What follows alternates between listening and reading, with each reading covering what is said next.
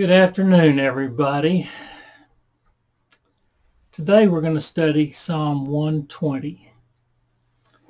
As a reminder, the Psalms we're studying right now are called the Songs of Ascents, Ascents. Each one is shown as, has the subtitle Songs of Ascent, as a subtitle in the Psalm, right under the Psalm number. There are 15 such Psalms, and they're numbered 120 through 134. These 15 Psalms are arranged, I found out this week, these 15 are arranged in triads, groups of three. The first Psalm in the triad is an illustration of trouble. The second is an illustration of trust, and the third Psalm in the triad is an illustration of triumph. We'll see how that works out. I looked at it, it looks like it's probably pretty close. We'll see how that works out as we go. Last week we studied Psalm 121, which was an illustration of trust. The first line being, "I will lift up mine eyes unto the hills, from whence cometh my help."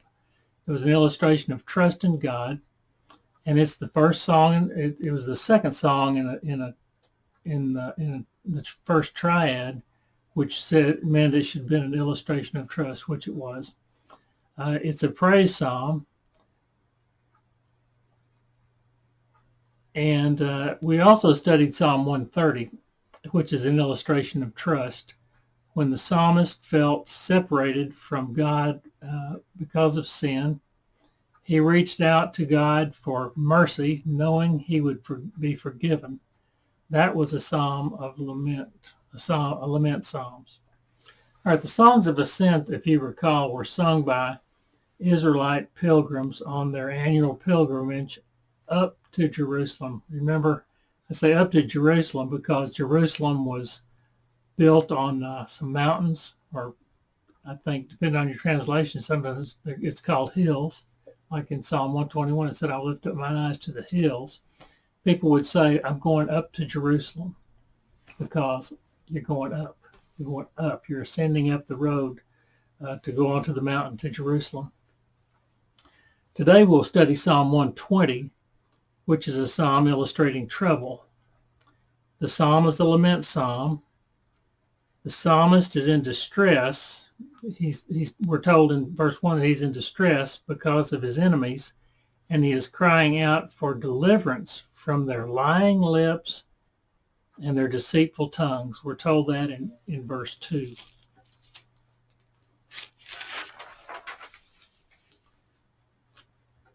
The outline of Psalm 120 goes something like this. Verse 1 is a past answered prayer. Verse 2 is a new plea by the psalmist. Verses 3 and 4 is a rhetorical question posed by the psalmist to his enemies. In verses 5 through 7, the psalmist's lament concerning his situation. That's the lament part of the psalm, and it is a lament. You'll agree, I'm sure. All right, so let's look at verse 1. Verse 1 says this: "I call on the Lord in my distress, and he answers me." The emphasis on this verse is based on the psalmist's experience with God. He has past experience with him, so he feels like he can call out to him again. He furthermore feels like he's going to be answered. These verses indicate a completed past action. That's what I just said. I got ahead of myself in my notes already. The psalmist has called on God before with success, so he knows with certainty that he can call again. It is not like a vending machine where we pray and get what we want. It is more like praying for something, hoping to get what we want, yet being able to live within God's will with the answer that he chooses to give us. In this verse, the psalmist seems to say, here's how it works. I pray and God answers. So he's looking back to experience, and that is the way he sees things. I pray and God answers. Now, in this case, the psalmist was in distress. A quick review of other translations indicate that distress and trouble are the words used for the condition of the psalmist. Those are the only two that I saw for the most part, distress and trouble. So in his distress, he called on God, and God answered. Just how he answered, we do not know from this psalm. We just know that God delivered him from that past situation, whatever it was.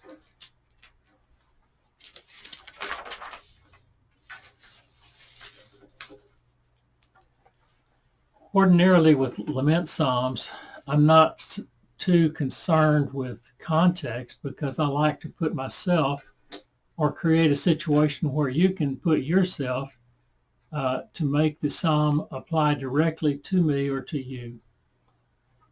And for sure, we can easily do that with this psalm. But we must remember that this is a song of ascent.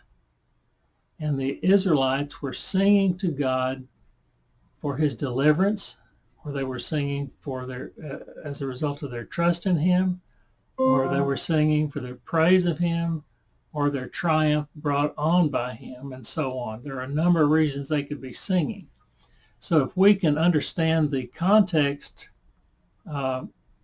we can see how and why such a psalm as this fits into the category of a song of ascent. It's almost, if we're studying a song of ascent, we need to know what they're singing about. So the context is important from that standpoint.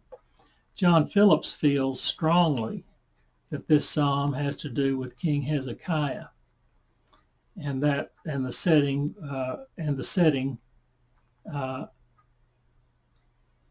being the Assyrian invasion. And surely you remember the Assyrian invasion when we studied Hosea. That's what it was about. They were prophesying. He was prophesying to the northern kingdom, telling them that Assyria was right at their doorstep and they were going to be taken over. But that was the northern kingdom.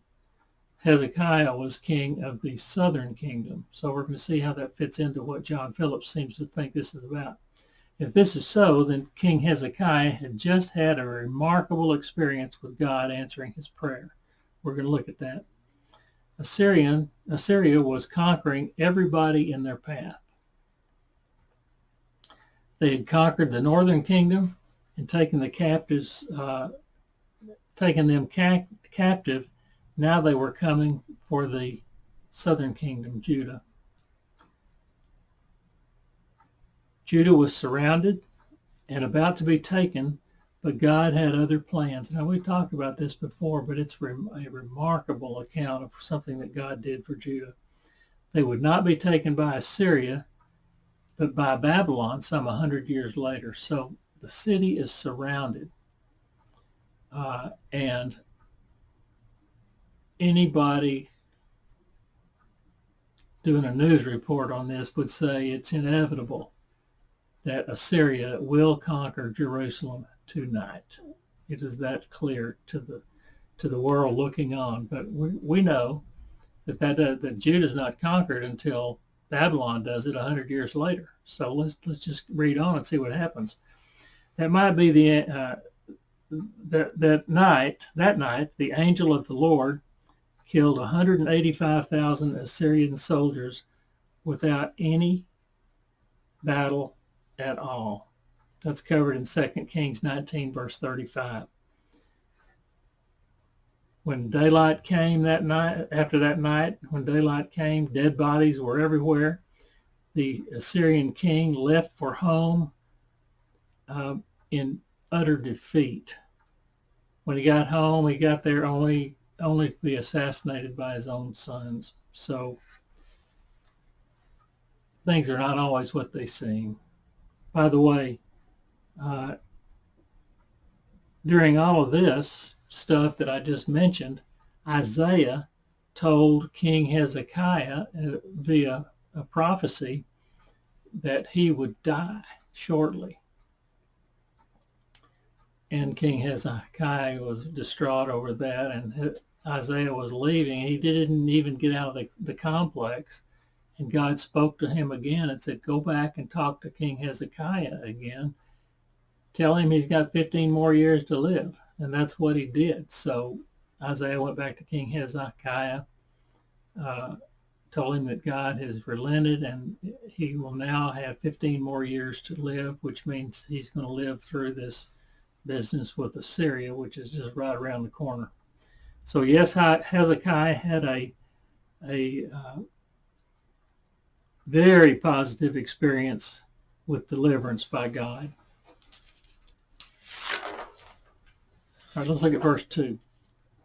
So that's his past experience. Verse 2 says this, I call on the Lord in my distress. Verse 1 said, I call on the Lord in my distress, and he answers me. Verse 2 says, save me, Lord, from lying lips and from deceitful tongues. This is a new plea. The first one was looking back. This one is now. This is a new plea, and it says, save me, Lord, from lying lips and from deceitful tongues. The psalmist called to Yahweh. Remember, Yahweh in our English Bibles is spelled Lord. It's the word Lord spelled out in all caps, all capital letters.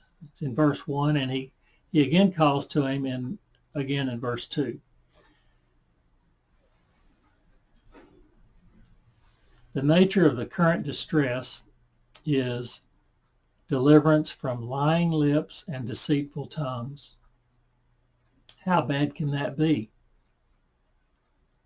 For sure, rumors spread about us can be bad, but over time, we tend to live through that. Any damage can be overcome given enough time and love from your family and your friends and whatever situation the rumors were about. Deceitful tongues present a similar challenge, but overall, they seem, just looking at the terms, lying lips and deceitful tongues, it looks mildly threatening, wouldn't you say? Mildly threatening. Not pleasant at the time, but we get over it, it's mildly threatening. But as it turns out, we will see a progression through this psalm to an increasing intensity, culminating to the psalmist's claim in verse 7b that they are for war. So these lying lips and deceitful tongues have to do with war some way or another. We're going to see that as we go through. So let's go back to King Hezekiah and his situation with Jerusalem, when Jerusalem is surrounded by the Assyrian army, and they are forced into listening to propaganda from the Assyrian field commander. This has to be a terrifying situation for them. They're surrounded. And, if you think back to World War II, you probably remember, I was not in World War II. I don't remember specifically, but I've seen movies and authentic movies of the war, and they talked about Tokyo Rose, who was a Japanese woman that over the radio waves put out Japanese propaganda trying to encourage the Allies to surrender. A similar situation happens here in Hezekiah's day when they're surrounded by the Assyrian troops. They're forced to listen to propaganda, and the background of that goes like Judah had an alliance with a very strong country. That country is Egypt, hoping for protection from Assyria by Egypt. Judah had been weakened by other wars and conflicts and loss of money and so on and so forth over the years, and they felt like they needed help from somebody, from a stronger ally, and that would be Egypt. So that's one thing that was going on. We've already talked about the eventual real threat to Judah was not from Assyria, but from Babylon. That plays in, not to this particularly, but it does play into King Hezekiah later. Speaking of lying lips and deceitful tongues, look at what they were forced to listen to. Turn over to 2 Kings 18. We're going to be over there for a while, so I want you to look at it and see it with your own eyes. We're going to see 2 Kings 18. It's an interesting set of verses. 2 Kings 18, verses 19 and 20 says this.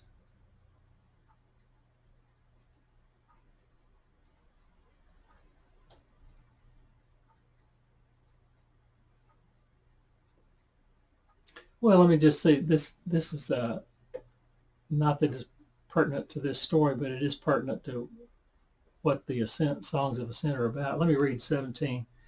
The king of Assyria sent his supreme commander, his chief officer, and his field commander with a large army from Lachish to King Hezekiah at Jerusalem. And what it says next is this: they came up to Jerusalem. Remember I told you that's what they did when they went to Jerusalem. They went up to Jerusalem. That's what we were talking about. They were singing their songs of ascent when they went up to Jerusalem. And that's the way he describes it here. The king of Assyria sent his army up to Jerusalem. So jump down to verse 19, and let's look at verses 19 and 20. The field commander said to them, "Tell Hezekiah, this is what the great king, the king of Assyria, says. On what are you basing this confidence of yours? You say you have the country, the counsel, and the might for war, but you speak only empty words. On whom are you depending? That rebel against me?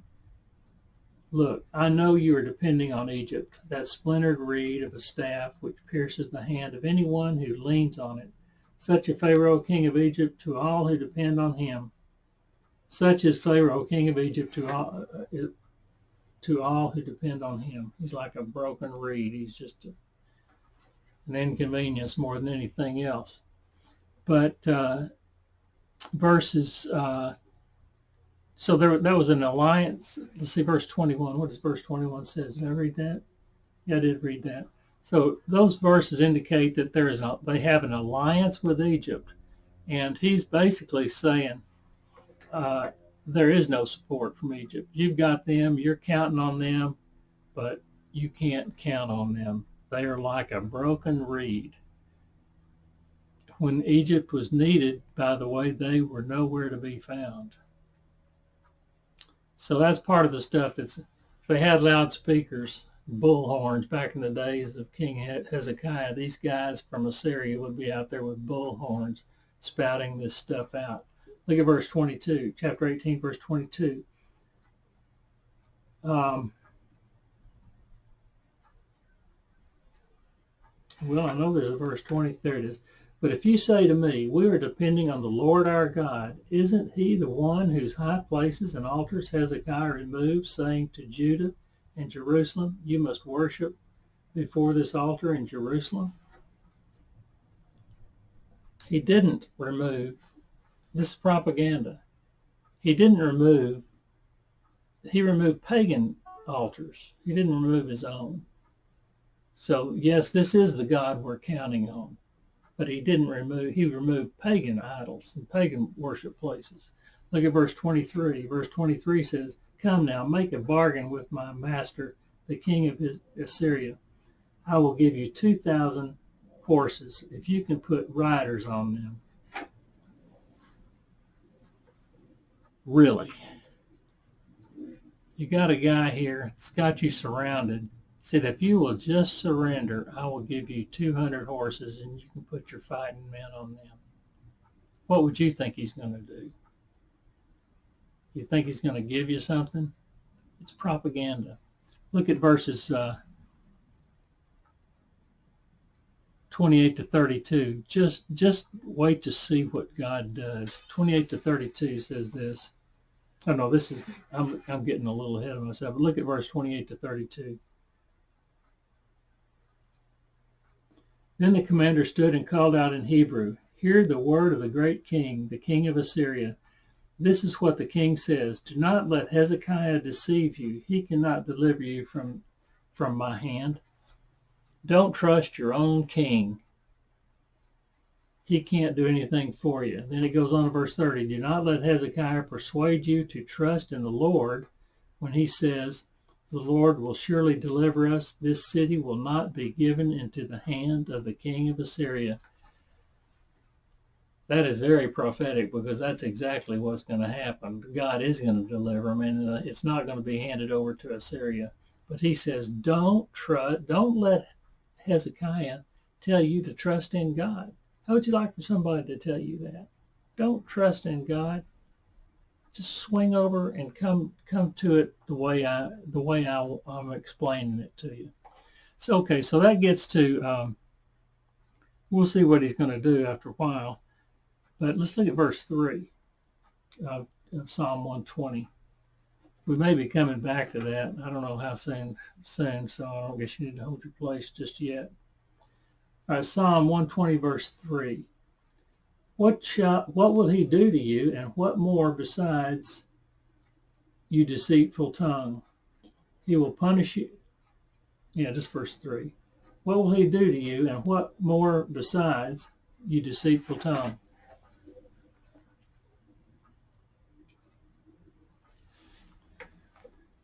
The reference here to deceitful tongue, which has already been mentioned, is called a synecdoche. Synecdoche. It is a figure of speech in which the part represents the whole. Here it's the tongue. He says, verse 3, you deceitful tongue. He refers to the tongue because that's the way he talked about it in the beginning, you deceitful tongue. But he's really talking about the whole enemy. If he were just talking about one person, like talking to me as his enemy, he would refer to my deceitful tongue, but he means me. He means the whole enemy. The tongue represents the whole enemy. He is saying, whatever God will do, it will be more than what you think or more than what you expect.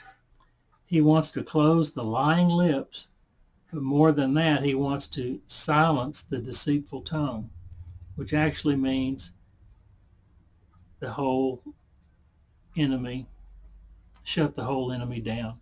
He wants to deal with the lying lips, but he just wants to shut the whole thing down. He refers to it as the deceitful tongue.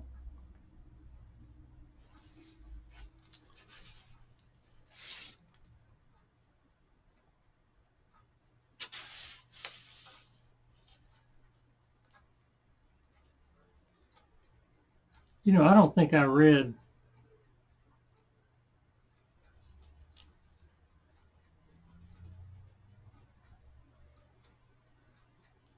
let's go back to 2 Kings 19:35. Well, let me just keep going. It may show up here in a second. All right, so he just wants to shut down completely shut down the enemy. So let's look at verse 4. He says, he will punish you with the warrior's sharp arrows, with burning coals of the broom bush. Let me read 3 and 4 together.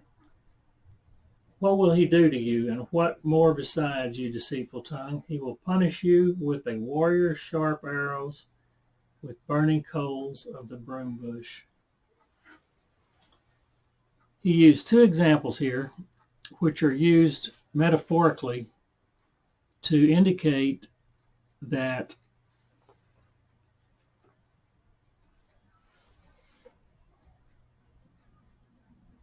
Yahweh will return their empty words upon their enemy, and he uses the term sharp arrows and burning coals, like return sharp arrows to them and dump burning coals on them. These are instruments of war.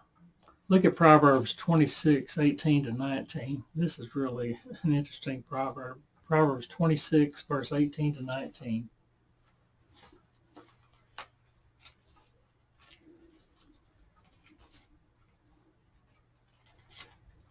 It says, like a maniac shooting flaming arrows of death is one who deceives their neighbor and says, I was only joking.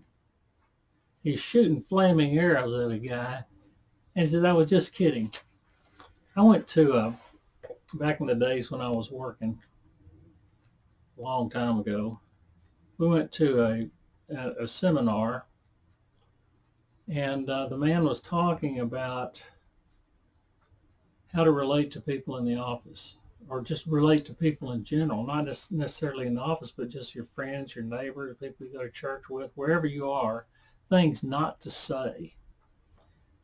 And he used the example of, man, that's a beautiful tie you're wearing. It's a shame it doesn't go with that suit.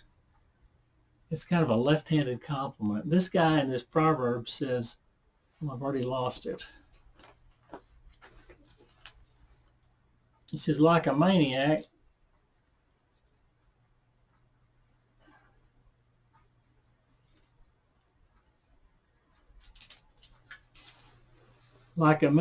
shooting flaming arrows of death is one who deceives his neighbor and says, I was only kidding.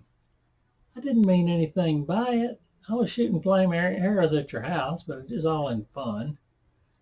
Well, here's the thing. The field commander would say, I was just saying those things to the propaganda stuff. I was just saying all that propaganda stuff to get you to surrender. There was nothing personal about it. King Hezekiah would say, I want all of this heaped back on you. So it's a matter of perspective. All right, if we go to verse 5, we get to the lament part of this.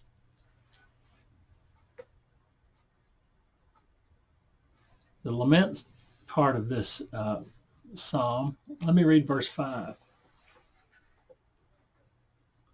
120 verse 5. Woe to me that I dwell in Meshech, that I live among the tents of Kedar. Woe to me that I dwell in Meshech, that I live among the tents of Kedar.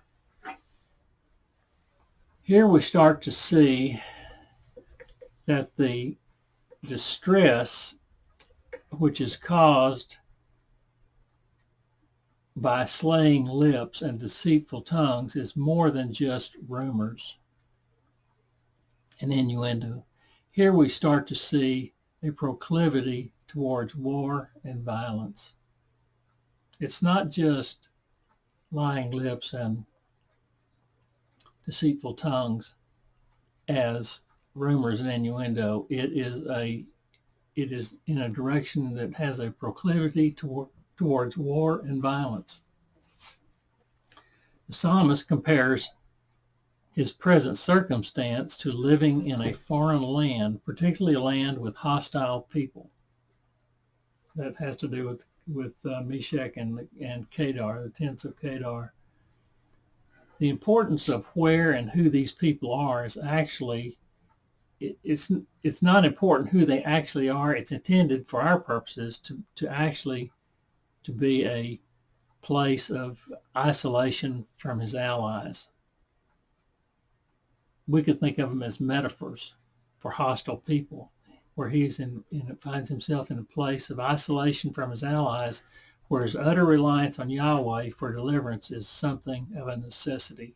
He has no other place to turn except to Yahweh. That's the way he sees this situation he's living in. Takes us to verse 6. Verse 6 says, too long have I lived among those who hate peace. Man, the intensity of this thing just keeps building. He says, too long have I lived among those who hate peace. It's not too difficult to picture a situation where the psalmist, or you or me, wants to live in peace, but those around you want dominion over you. In the present circumstance of Hezekiah, he lives in a time when Assyria wants to dominate the world. Diplomacy isn't going to work in a situation like that. We're going to talk about that a little more in a minute. But for protection, Judah, the southern kingdom, felt the need for an alliance for personal protection. I've already mentioned that once. They didn't feel strong enough I mean, probably everybody around them knows Assyria is coming. Sooner or later, it's going to be Assyria, Assyria, Assyria all day long. So we feel like we need to get some help. So they sign up with Egypt. They tried appeasement, but that appeasement, their appeasement only shows weakness to their enemy and encourages them to ask for more, which ultimately leads to the demand for unconditional surrender. You can see that. I'm stronger than you. Why should I give in to you? All right. Well, pay me. Show me the money. Pay me. And that works as long as you got money. When you run out of money, he says, I want more. And the part I want is your surrender. Let's look at 2 Kings 18 again. Talking about appeasement. 2 Kings 18.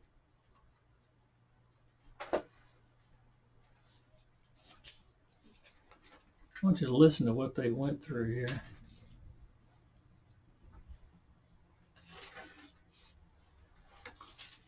First Kings 18, 2 Kings 18, verses 13 through 16.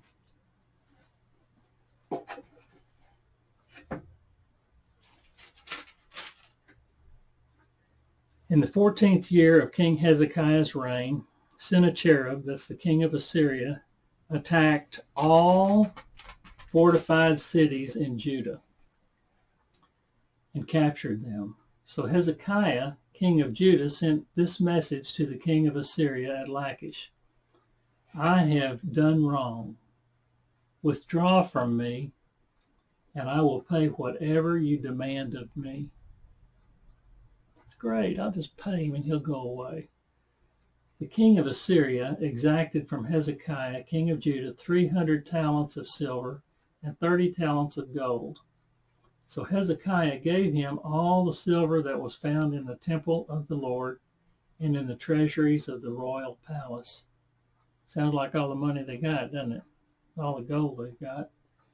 At this time, Hezekiah, king of Judah, stripped off the gold with which he had covered the doors and doorposts of the temple to the Lord, and gave it to the king of Assyria. So not only did they pay him all the money, all the gold out of the temple and all the gold out of the treasury, then he goes to taking the gold off the coverings of the doorposts and so on and so forth out of the temple. They even took that gold and gave it to him. Well, that's called appeasement, trying to appease him. Hezekiah gave this gold in hopes of appeasing the king of Assyria, and that's great, but this led to the surround. Here's what actually happened, what came about as a result of it. They were surrounded. Well, the king of Assyria said, we got everything they have that we want, so let's just go surround them. It's time to take the city. He surrounded them with a request for surrender, and then they're surrounded, so they got to listen to all this propaganda that we just went through a minute ago. When we talk about chapter 18 of 2 Kings, where they were telling them, don't count on the Lord, don't count on the king, don't count on Egypt. Remember all the stuff we talked about? They were having to listen to all that. So we've already talked about that. So that brings us to verse 7. So verse 7 says this. We're nearly done here, but verse 7 says this. I am for peace, but when I speak, they are for war. And remember, we got big guy and little guy. That's what this is all about. I am for peace. I'm the little guy. Of course, I'm for peace. I don't want to get trounced by the big guy. I am for peace, but when I speak, they, the big guy, are for war. Through appeasement and alliance, they survived with only a war of words. That's called diplomacy. But as we have already said, that diplomacy ultimately leads to demands for surrender. When you have paid all you can pay through appeasement, the strong will say, but I still want more. I want all you have. War was the ultimate instrument of the enemy's policy. His policy was war. His policy was not diplomacy. His policy was war. Peace was the ultimate objective of the psalmist. How can you have peace with a power that makes war the basic instrument of its policy? What I am meaning to say is, can you negotiate? Can you imagine negotiating with Nebuchadnezzar? Remember, he was king of Babylon. He was the first world power. Can you imagine negotiating with Nebuchadnezzar, who was bent on world conquest? Can you imagine negotiating with Alexander the Great, who was king of Greece, who was bent on world conquest? He's not out there to negotiate. He's out there to take over your country. How can you negotiate with that? And then that hadn't even mentioned Assyria. Assyria was before Nebuchadnezzar, and compared to Nebuchadnezzar and Babylon and Alexander the Great and Greece, and we're not even mentioning the Medes and Persians between those two. Compared to those three, Assyria was nothing. And then Rome comes along as the fourth one there. You know, Assyria was barely a blip on the radar compared to the real world powers. But you can't negotiate. They were bent on world conquest. They never accomplished it, but that was their claim, and their goal was to conquer the world. How do you negotiate with that? All you can do, this is a quote from John Phillips on volume 2 of his commentary on the Psalms. All you can do in a case like that is prepare to defend yourself the best way you can and trust in God to do the rest. Well, maybe. There's a little bit in that first part. Prepare to defend yourself the best way you can. We should talk about that another day. Judah prepared that way. They prepared the best way they could with alliance with Egypt and all with the appeasement and all of that stuff that went with it. And what they got for all their efforts was being surrounded by Assyria and demands for surrender. That's what they got. When God intervened, Assyria was crushed overnight. The world is looking on. We have newsmen up on the hills looking down at Jerusalem with Assyria surrounding them, saying, we're taking them tonight. The head man talks to the Channel 8 news person and says, we're going to take the city tonight. What actually happened that night was the entire Assyrian army was crushed, was killed. Well, they weren't crushed, they were killed by the angel of the Lord without ever firing a shot. They woke up to dead bodies everywhere. The king of Assyria left in defeat, went home just in time to be assassinated by his own sons. I want to read, somehow I bypassed that in my notes, but I want to read 2 Kings 19 verse 35 to you, since we've been mentioned it so many times. 2 Kings 19:35, then we'll be through.